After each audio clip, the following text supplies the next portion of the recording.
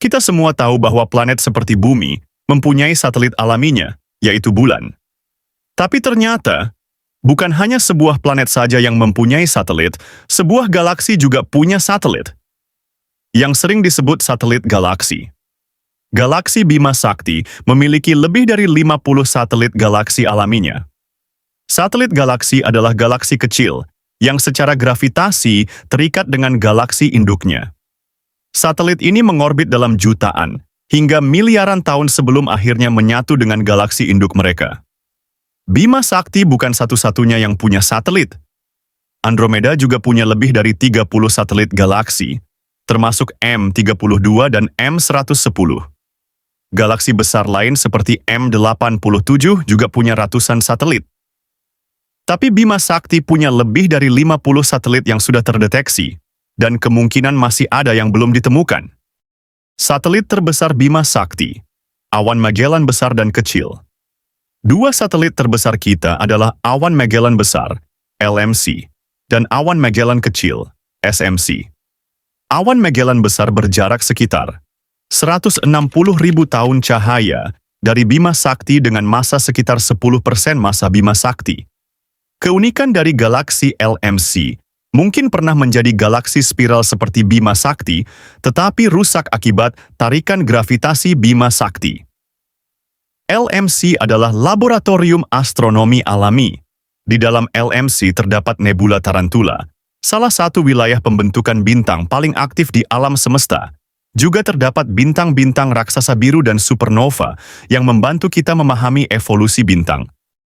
Awan Magellan kecil, SMC, berjarak sekitar 200.000 tahun cahaya dari Bima Sakti dengan massa lebih kecil dari LMC.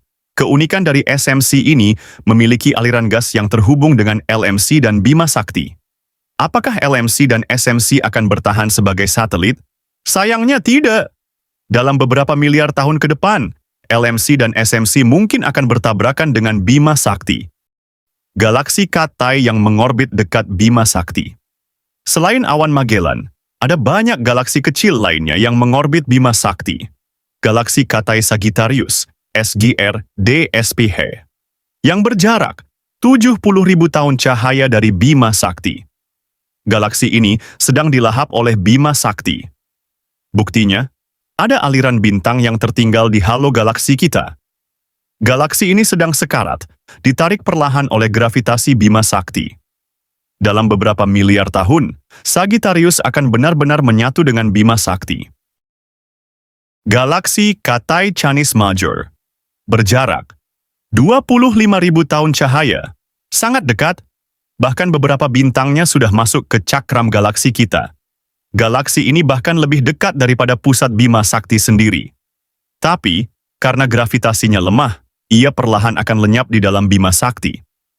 Teknologi modern telah mengungkap banyak satelit baru. Bagaimana kita menemukannya? Menggunakan Sloan Digital Sky Survey, SDSS, dan teleskop Gaia. Mengamati pergerakan bintang yang tidak biasa yang mungkin berasal dari galaksi kecil. Galaksi Katai yang redup sangat sulit dideteksi. Mereka mengandung sedikit bintang, tidak banyak gas, dan hampir tak bersinar. Tapi dengan teknologi baru, kita bisa menemukan lebih banyak satelit Bima Sakti yang tersembunyi. Masa depan satelit Bima Sakti. Jadi apa yang akan terjadi pada satelit-satelit ini? LMC dan SMC akan bertabrakan dengan Bima Sakti dalam beberapa miliar tahun. Galaksi Katai Sagittarius dan Canis Major sudah mulai menyatu. Sebagian besar satelit lainnya akan tetap mengorbit untuk waktu yang lama.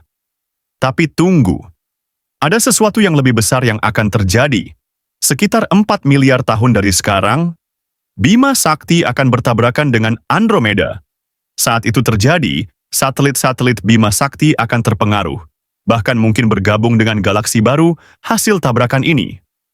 Jangan lupa subscribe untuk eksplorasi luar angkasa lainnya.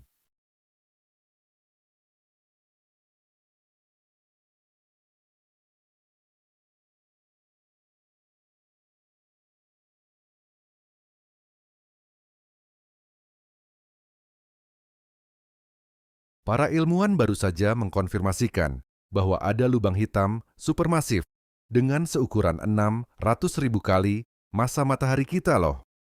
Lubang hitam ini berasal dari galaksi tetangga kita, LMC atau awan Magelang Besar, salah satu galaksi yang mengorbit Bima Sakti.